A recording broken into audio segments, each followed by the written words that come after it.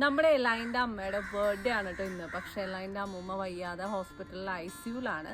അപ്പം അമ്മൂമ്മ എത്രയും പെട്ടെന്ന് സുഖമായിട്ട് ഉഷാറായിട്ട് തിരിച്ചു വരട്ടെ.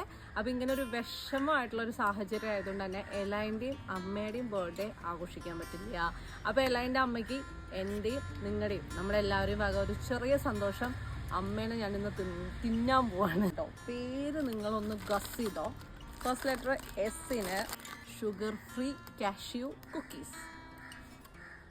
നെക്സ്റ്റ് ലെറ്റർ W ആണ്. Wന് വട്ടം.